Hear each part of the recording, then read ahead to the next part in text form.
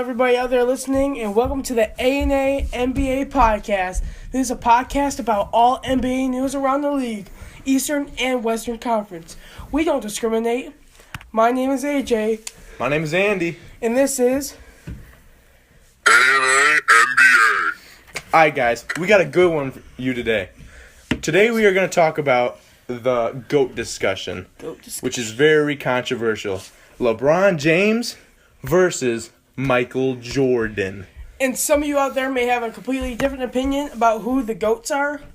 Like, you could think Bill Russell, because he has 11 rings, but these are the most, these are most talked about. ones. Maybe even Kobe, or Larry, or Magic. Which could be for another video in the future. Yes. However, today we are going to talk about LeBron, and me, Andy, I'm going to talk about I'm going to represent LeBron James, and AJ here is going to represent Michael Jordan for being the GOAT. All right, so let's get right into it. All right, first we got to talk about rings. Jordan has 3 more rings than LeBron, so he has 6 rings. LeBron has 3. Mm-hmm. And so that's a point for MJ. Although this whole debate factors on LeBron still has many good years left. Yeah, I understand that.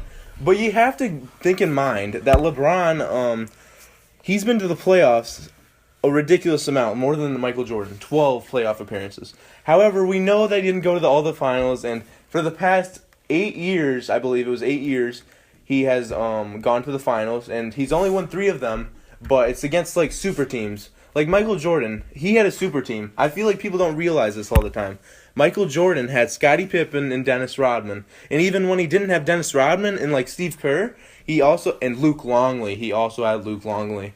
Crazy. Oh. But no, you have to also keep in mind that Michael Jordan had Scottie Pippen for the first 3 years he won that championship. So it's not like he did it all by himself like LeBron did when he took Anderson Varejao and the crappy Cavs back in, was it 07?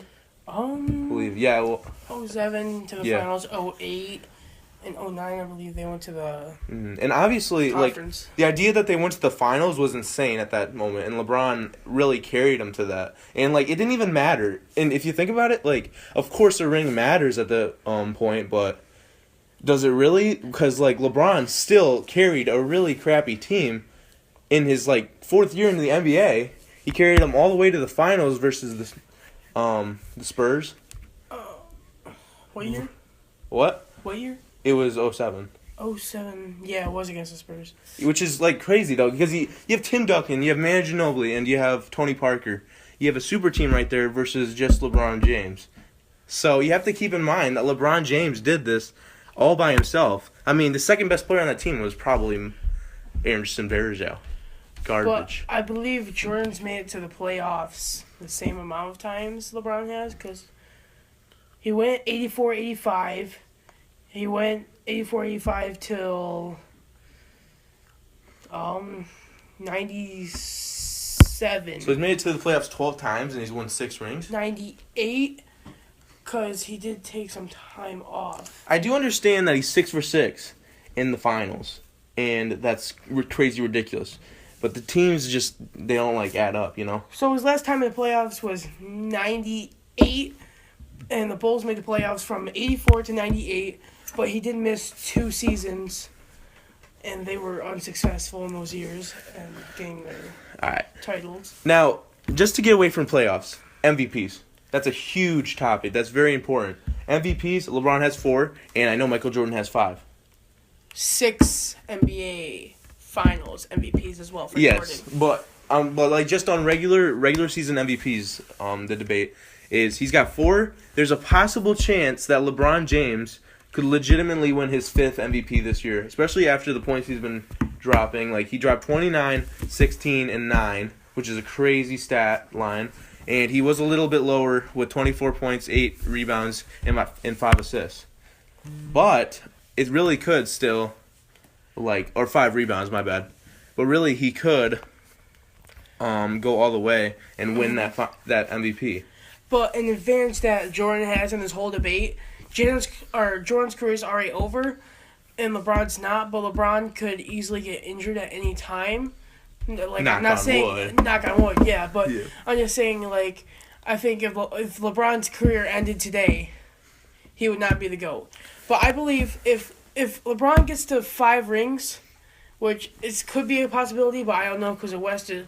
I feel like if Cleveland was in the West right now, they'd be like maybe the 5th seed or so. Mm. But I feel like for me, if LeBron gets 5 rings, he'll be the GOAT probably. But And you're supposed to be supporting Michael Jordan. But I'm just looking at statistics. I'm saying that Okay. Jordan's way better and way clutcher, but LeBron is like better passer, better scorer. Yeah, and So even thinking about that, LeBron James is obviously the better all-around player than Michael Jordan. Now let's look at his assists. LeBron right now is averaging for his whole career versus Michael Jordan. He's averaging 7 assists, which makes him a better passer. Michael Jordan had 5.3 assists. And rebound-wise, LeBron had 7.3, and Michael Jordan has 6.2. I understand that his career's not over yet, but I feel like he could even add more to that. And then when we look at points-wise, LeBron has 28,000, and Michael Jordan has over 32,000. So if you do the math and you break it down, say he's healthy for the next 4 years. If LeBron scores 12.1 points per game for the next 4 years, then he could surpass Michael Jordan. Yeah. What do you have to say about that? I mean, it's a realistic possibility, but the debate is in the here and now. So, like, I'm not fighting against those statistics. I'm just saying right now, Michael Jordan's a GOAT. It could change in the future, but I'm just arguing right now. Like, you can do projections and everything about that, but like LeBron. But even looking at his stats off. right now, if you think about it, I mean, his assists are better, his rebounds are better, and also his 3-point percentage is even better. And he's not even meant for threes. Like, he's not even a great 3-point shooter. But Michael Jordan obviously wasn't as good either, because it was 34% for LeBron and it was 32% for Michael Jordan. I also feel like Jordan was just more clutch as well. What do you got to back that up? Well, the flu game. So during the flu game, he had the flu, and he put up amazing numbers that night. And like, I just don't know if LeBron could do the same, and like with the pressure under him. Like, I feel like MJ was like under the spotlight because everyone knew he was a GOAT. But now LeBron's chasing MJ, so I don't really feel like he has anything to lose. Like, he'd still be like second best, but LeBron, like MJ was chasing. Like, Flu game. Flu? Or was he high? Flu. I don't know, man. Food poisoning. It's true. I don't know. But we don't for sure know that. Either way, looking at LeBron, his stats are clearly better than Michael Jordan's. And also, back in 2003, he was the most hyped up player ever. All right? And you got other guys that were hyped up, like Kwame and like Anthony, that were all picked in the first round, first overall. And they were obviously hyped up to be really good prospects. And you saw what happened to them. Anthony Bennett, I don't even think he averaged over 4 points. Kwame, we all know what happened to him. Trash. Bust. Garbage. And also soon to be Lonzo Ball. Different topic for a different day. Yeesh. But I see you have in your notes. He also beat a 73-9 Warriors. Wait, hold up. On the topic of LeBron James and being hyped up. LeBron James, he was hyped up so highly over everybody. But you have to realize, LeBron James, he fulfilled that. Like, he didn't even, like, nobody even questioned him. Because when he came, he was averaged over 20 points per game. And just like Michael Jordan, they both averaged over 20 points per game for their whole careers, which is very impressive and very awesome. They're both very, I feel like, offensive dominated players. Yeah, they're both scorers. Which is a lot of the league nowadays, and so, but also, yeah, as you started to bring up, I also have that he also beat a 73-9 team and came back from a huge deficit of the Warriors' 3-1 lead. Now we all know about the 3-1 lead. And I know it's beaten to death. Like, everybody makes fun of it. But even it's not really that much of a joke, though. Like, LeBron James beat one of the greatest teams of all time with the help of, like, Kevin Love and Kyrie. But they were down 3-1. And they were stacked. All the odds were stacked against them. And LeBron still did it. I feel like since Draymond got suspended, I feel like like even when we were talking about this the other day. Probably shouldn't have kicked that guys in the balls. I mean, so he didn't do anything to LeBron, okay? But Steven Adams, yeah, I ain't gonna lie. I'm a huge Draymond fan. He did. Yeah, kick we him. know. But so he didn't really do anything. Like LeBron started to step over him for the disrespect, and then he just tried to slap him like on the back to say, "Hey, bro, what?" But his back turned into his balls. But he didn't hit his balls, hit his butt. Either way. But either way, He still shouldn't have hit him. That's the he didn't point. hit him. He just did this. Draymond has an anger problem. I mean, I feel like everyone has I feel okay. Just I'm another glad he does that because that means he wants to strive for greatness and he wants to win when he's on that court. But to get back on topic, if Draymond didn't get suspended that game or for Game 6, back at I think it was at where was it? I think it was at The Oracle. Yeah, at the Oracle. Yeah. I think the momentum was still not on Cleveland's side fully. Going into Game 7, Cleveland had most of the momentum. So I believe that the Warriors could have easily won Game 6 if he didn't get suspended. But That's not how it went out. You still had guys like Klay Thompson, Andre Iguodala, and Stephen Curry, possibly one of the top 5 greatest point guards of all time. momentum had already... the biggest thing in sports, momentum. Another thing.